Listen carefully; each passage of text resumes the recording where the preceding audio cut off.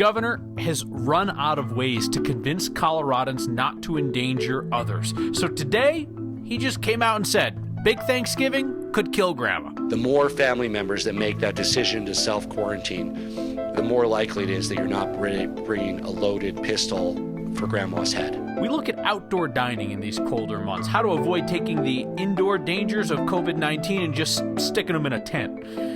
Colorado's due to get some new digits because we are busted at the seams of our current area codes. And she is small, so is the library. But when it comes to your good news, what she has accomplished is huge. That's next. No statewide shutdown as COVID cases and hospitalizations rise. Governor came out today and pleaded with people again, as he has done so often, to follow the public health guidelines. Said that if you want to start self-quarantining for a safe Thanksgiving gathering with people outside your house, then today is the last day to start that quarantine. A shutdown is being avoided because it would be crushing for small businesses like restaurants, which are headed into cold weather, trying to figure out how they can move dining outdoors safely. Here's Marshall Zellinger. Eating inside while outside is really considered no different than eating inside, at least from a public health standpoint. Once the guidelines were actually given that a tent could be considered indoors, we chose to try to find a smaller setting. Aileen Riley co-owns two places called Beast and Bottle and Coperta, northeast of downtown. She now also co-owns a few greenhouses. We were down to 30 seats indoors at Coperta, and our greenhouses are now giving us an additional 36. These are the intimate outdoor seating options she chose. Other restaurants have gone bigger, which may not necessarily be better. Based on guidance from the state health department, if the outdoor structure has 4 sides and a roof, it's considered indoors and has to abide by indoor capacity limits. The same applies if it has 3 sides. If it has 2, it depends. If the 2 open sides are opposite each other to allow airflow, it's considered outdoors, and capacity is unlimited as long as there is 6 feet social distancing. If the 2 closed sides are connected, it's considered indoors, unless there's no roof. We just did a recent survey. They were telling us previously that they were spending about $6,000 on their outdoor spaces. Now we're hearing on average about $17,000. Sonia Riggs is the head of the Colorado Restaurant Association, which has helped guide restaurants through dining closures to now creative outdoor seating. What we have heard from restaurants is on average, they need about a 75% capacity to survive. That being said, many of these restaurants, even with their added outdoor capacity, didn't get up to 50%. Depending on the restaurant, building an outdoor-indoor structure that still limits your capacity may provide a better cost benefit than multiple smaller options that can always be full. It's about a $1,200 investment per greenhouse, which we find to be a good enough benefit. Again, having all that additional seating is something that we really need. I should point out those large tents that some restaurants are building. If you can roll up the walls, one day it could be an indoor structure and limited capacity. And then on a 60-degree day, if you roll up the opposing walls or all the walls, suddenly you have to just have social distancing and unlimited capacity. Kyle. One of the perks of living in Colorado, even in a pandemic, I was talking to some friends in Chicago when that city just went under restrictions, and man, are they in for a special kind of misery that we won't see, because we're going to get 60-degree days during the winter. Probably back to back. You'll have the indoor capacity one day and then roll them all up the next, or vice versa. Marshall Zellinger with a working live shot. Miracle of miracles. Happy Friday to everybody. Thanks, Marshall. Let's take a look at Colorado's numbers and where we stand today. There are 1,159 people currently hospitalized with COVID-19 in our state. That is actually down 24 from yesterday. 204 patients have been discharged or transferred within the last 24 hours. Colorado added an astonishing 5,689 new cases of COVID-19 yesterday. Yes, we are testing a ton, but that is an immense number of cases. It brings our 7-day average over 4,000 new cases a day. Positivity rate yesterday was 13.8%, takes our 7-day average over 12%. We smashed past that 5% threshold where the virus is considered in control back in mid-October. We've been climbing ever since. We are losing on average 8 Coloradans per day to COVID-19 over the last 7 days. Number has dipped a bit from where it was at the beginning of November. Tonight's next question came from a few of you. On Monday, Marshall tweeted this photo from the state legislature. House Republicans were picking a new leader. Only one of them, State Rep Terry Carver, consistently wore a mask while in the chamber. Sarah and Scott were among those on Twitter wondering why state legislators didn't have to follow the state mandate to wear masks indoors. Sarah, Scott, we took your questions to state health regulators. They tell us, quote, the Capitol is closed to the public until further notice. Nonpartisan legislative council staff must wear masks inside the Capitol. Lawmakers regulate legislative spaces within the Capitol. We encourage compliance, nonetheless, as it is one of the best ways to protect against the virus during this critical time. So basically, anti-maskers in the Republican caucus at the Capitol cannot be forced to protect themselves and others. You have to wonder what school children of the future will say when their brain implant pulls up the history book chapter on our 2020 pandemic and they ask their robot teacher, why are half the people not wearing masks? So the whiplash for today's students, remote learning to in class and back out again, it has obvious mental health impacts that parents know well, as do counselors and school psychologists. They spoke with our Anusha Roy. Starting next week, the Boulder Valley School District is going to all remote learning. Is there a concern, signs that maybe a kid needed some counseling or extra help could go unnoticed because you're not seeing them in person as much? Absolutely. Those subtle pieces of being able to read somebody's body language, being able to see their eyes and know, there's something different in your eyes. And that's where we're asking people to say, if you're worried about somebody, please tell one of the counselors, tell the principal so that we can do that extra phone call to check in. What Katie McGee, a mental health advocate, is seeing are layers of concern. It's anxiety around their health, their wellness, their school, their academics. It might be anxiety around, I don't want somebody to see the house that I'm in. In response, the district says they have layers of resources to help even while learning remotely. Through phone calls, through text, through email. Students that have been at risk of suicide or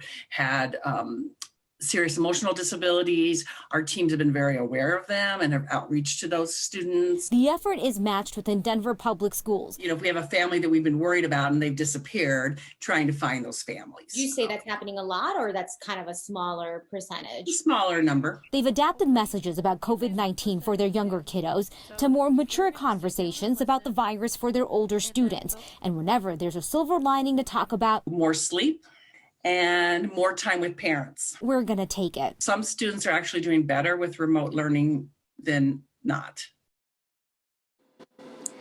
Want to talk about resources here, Safe to Tell crisis services available to you 24/7, including right now. And it is encouraged to call in if that is something that will help you. And if you're looking for a place to start, you can always just reach out to your teacher or the counselor or the principal. All of them are ready and on standby to help families in whatever way they can, Kyle. Mental health, Dusha, is so much of a concern that we know that their districts are like ingraining this into their classwork almost. Yeah, so DPS said that they've actually built into student schedules 20 minutes a day to work on their social emotional health. So essentially what that means is every day these kids are working on how do you handle your anger, your stress, and your anxiety, and they're constantly working on those skills, which honestly just sounds like something that would be great for all of us at this point.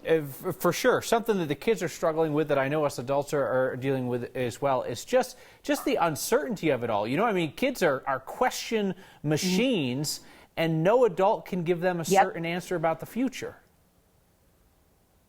Yeah, no, absolutely. And it's a lot for them, right? Because, you know, they also have that anxiety of they're excited to go back to class, but then at the same time, they're worried about potentially bringing a virus back home. And so they're trying to just provide as many tools as possible to navigate something that's just really hard for everyone to figure out right now. Yeah. If my 2-year-old talks about germs at the park, I cannot imagine working through this with an elementary schooler. Thank you, Anusha.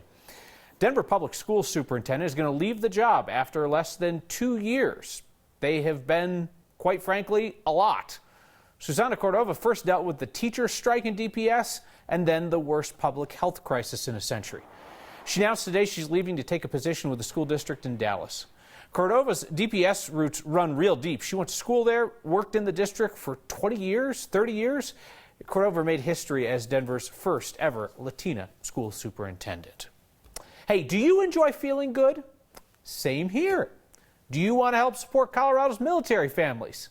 Yeah, me too. Fantastic. Let's get after it. Here's the deal. Together, we have raised almost $50,000 this week for Project Sanctuary.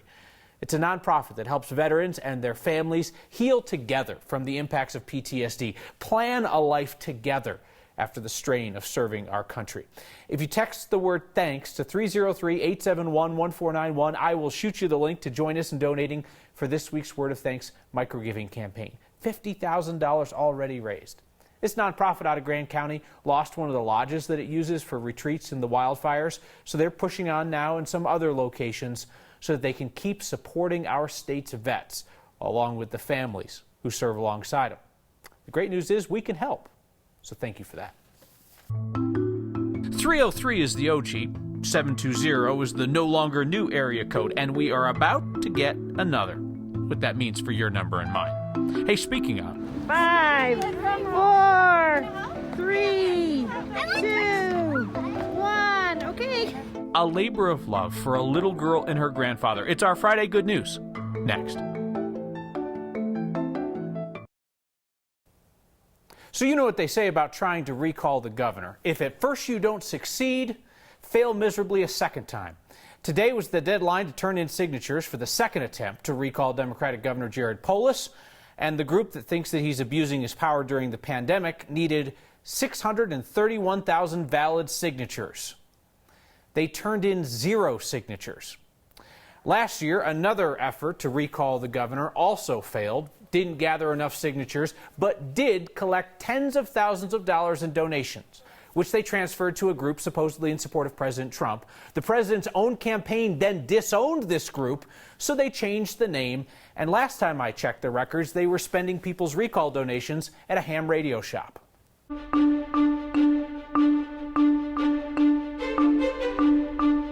Big changes rolling in as we head toward the weekend. Storm system across the Pacific Northwest pushes that snow into Colorado overnight. We have winter weather advisories going northern and central mountains. Overall, about 5 to 10 inches of snow stacking up. While we won't see much here in eastern Colorado, we will have to deal with the wind tomorrow. High wind warning in effect, and the Denver metro area potentially looking at wind gusts as high as 60 miles per hour. Talking teens tonight over in the high country with 30s overnight here in the metro area. Snowfall, it continues to stretch to the south overnight with possibly 1 or 2 quick showers in the metro area early tomorrow morning, but doesn't last long, doesn't add up to much, and this storm system is out of here. Tomorrow is a cool day at 45, but the second half of the weekend looking dry with highs in the 70s next week.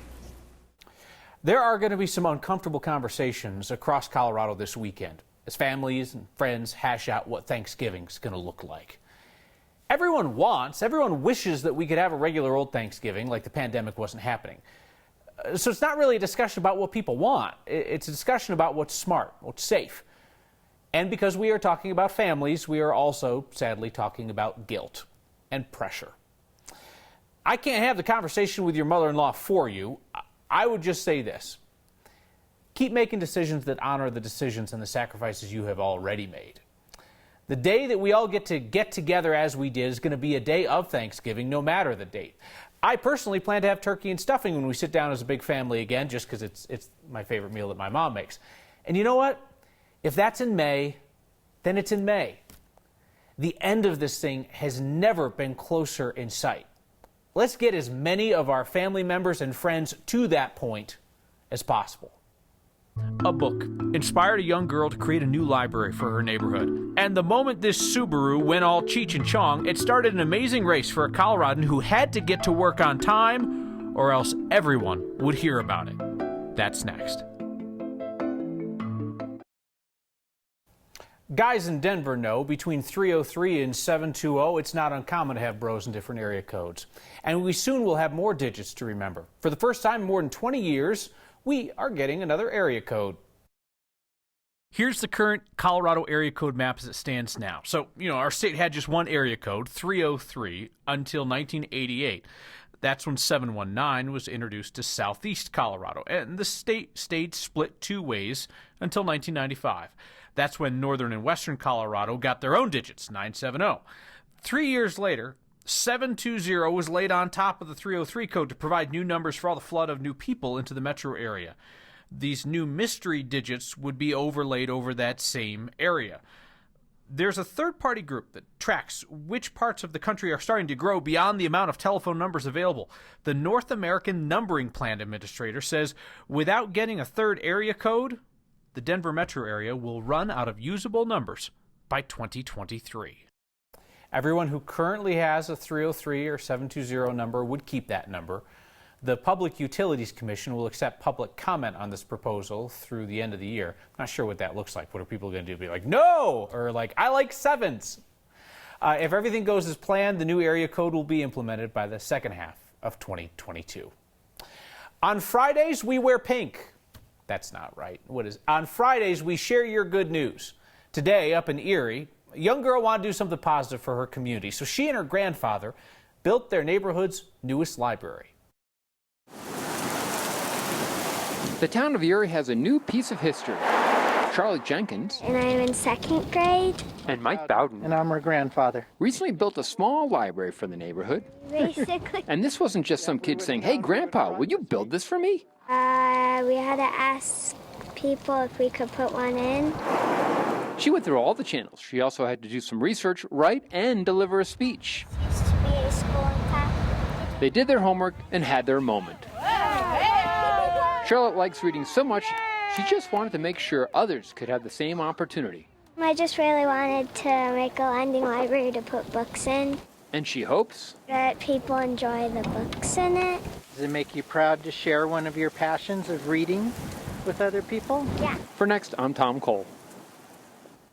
Coming up here, her car decided to take a smoke break, so she took off running toward work. That and your feedback next.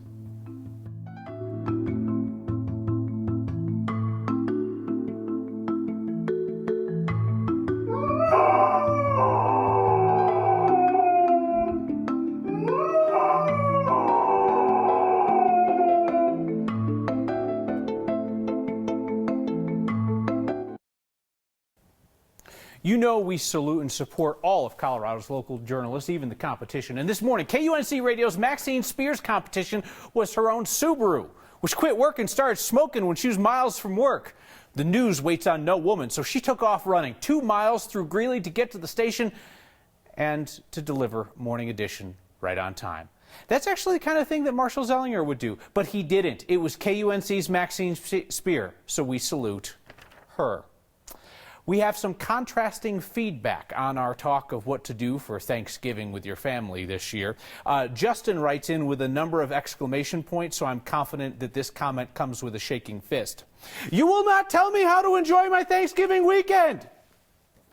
Appreciate that feedback, Justin. Diana says, we had an employee attend a Halloween party over the weekend and have now exposed over 40 coworkers. Here's the deal. I don't think that anything I say here is going to change any minds. If you want to get and share the Rona to own the news guy, you're going to do that anyway. My hope is just to encourage some folks who want to make a different decision and are going to get bullied and pushed pretty hard over it. Just stay true to whatever you want to do. See you next time.